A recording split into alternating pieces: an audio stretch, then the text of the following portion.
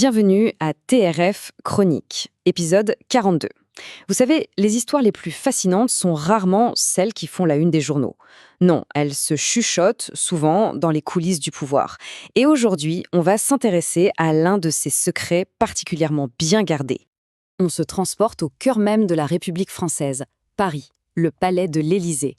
Nous sommes le 28 janvier dernier. Et ce jour-là, dans ce lieu si symbolique, il s'est passé quelque chose.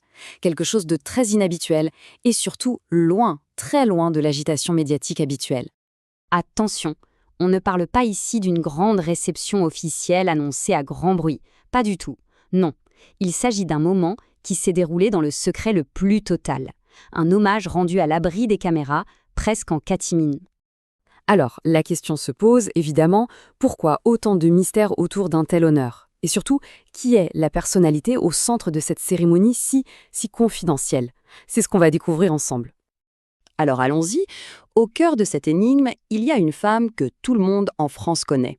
Une figure emblématique qui a marqué l'Élysée pendant des années. Il s'agit bien sûr de l'ancienne première dame Bernadette Chirac. Depuis le décès de son mari, le président Jacques Chirac, en 2019, Madame Chirac a fait le choix de se retirer complètement de la vie publique. C'est une absence qui a été très remarquée, forcément, pour quelqu'un qui a passé tant d'années sous les feux des projecteurs. Et la raison de cette discrétion, elle est avant tout profondément humaine. À plus de 80 ans, Bernadette Chirac est aujourd'hui, d'après ses proches, très affaiblie physiquement. Sa santé fragile, qui l'oblige à se déplacer en fauteuil roulant, explique en grande partie le caractère si intime et protégé de cet événement. Et dans cette période de grande fragilité, elle a un soutien de tous les instants, sa fille, Claude Chirac. Cette dernière a d'ailleurs mis sa propre carrière de côté pour se consacrer entièrement à ses parents, jouant ce rôle si essentiel et pourtant si souvent invisible, d'aidante. Et écoutez ces mots de Claude Chirac, ils datent de 2022, mais ils résonnent si fort. Elle dit simplement avoir fait un choix que font des milliers de familles. C'est un rappel puissant que, bien au-delà des ors de la République, il y a des réalités humaines qui nous touchent tous. Bon, on comprend maintenant mieux le contexte personnel, le pourquoi de toute cette discrétion. Mais la vraie question demeure, pourquoi lui remettre cet honneur spécifiquement maintenant? La réponse, elle se trouve dans toute une vie d'engagement. 25 ans, ce n'est pas qu'un chiffre, c'est bien plus que ça. C'est la durée de tout un pan de sa vie. Un quart de siècle, qu'elle a consacré à une seule et même cause. Et c'est vraiment la clé pour tout comprendre. Ces 25 ans, elle les a passés à la présidence de la Fondation des hôpitaux.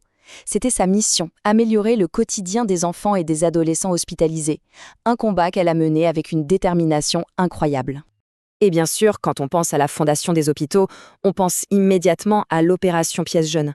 Elle en était le visage, le moteur, l'âme. C'est elle qui a fait de cette collecte de petites pièces un rendez-vous national, une véritable institution. Mais ce qui est passionnant, c'est que l'histoire ne s'arrête pas avec elle. Non, ce qui est très révélateur, c'est la façon dont cet héritage a été transmis. Une passation qui s'est faite au plus haut sommet de l'État.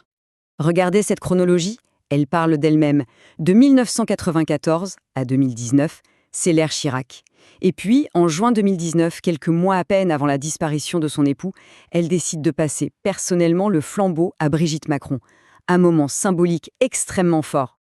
Et attention, ce n'était pas du tout une passation automatique ou protocolaire, c'était un vrai choix personnel, un souhait de Bernadette Chirac elle-même.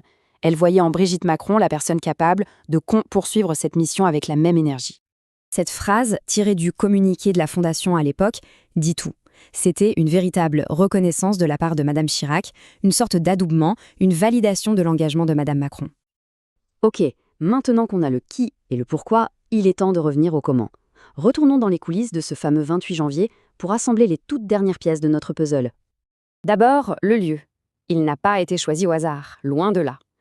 Le Salon Doré, ce n'est rien de moins que le bureau officiel du président de la République. Un choix qui donne à cette cérémonie très intime une solennité absolument maximale. Et la liste des invités le confirme. On était vraiment dans un cercle ultra restreint. Jugez plutôt le couple présidentiel, Emmanuel et Brigitte Macron, et la famille très proche de Madame Chirac, sa fille Claude, son gendre et son petit-fils. C'est tout, l'intimité poussée à son paroxysme. Alors, quelle était cette distinction? Bernadette Chirac a été élevée au grade d'officier de la Légion d'honneur. Pour bien se rendre compte, c'est l'un des plus hauts grades de la République. Et il est important de noter qu'il ne récompense pas une carrière politique, mais bien des mérites éminents rendus à la France. Maintenant qu'on a tous les éléments en main, essayons de prendre un peu de hauteur. Qu'est-ce que cet événement nous dit vraiment, au-delà de la médaille et du secret qui l'a entouré? Eh bien voilà, le point essentiel. Cette cérémonie, c'était en réalité bien plus qu'une simple remise de décoration. C'était un acte politique fort. C'était la reconnaissance, au plus haut sommet de l'État, que toute une vie de service pour une cause non politique a une valeur immense pour la nation. Et tout ça, ça nous amène à une réflexion plus large sur le rôle de première dame.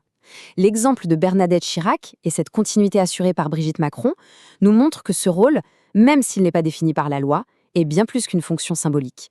C'est une véritable plateforme pour agir. Au final, cet hommage secret vient saluer une action concrète qui a eu un impact durable. Mais il nous pousse à nous poser une dernière question. Si le rôle de première dame n'est pas défini par un statut, mais par l'action de celle qui l'occupe, quel est l'héritage réel que ces femmes laissent? Est-ce que leur influence, souvent exercée dans l'ombre du pouvoir, n'est pas, au fond, l'une des forces les plus sous-estimées de notre République?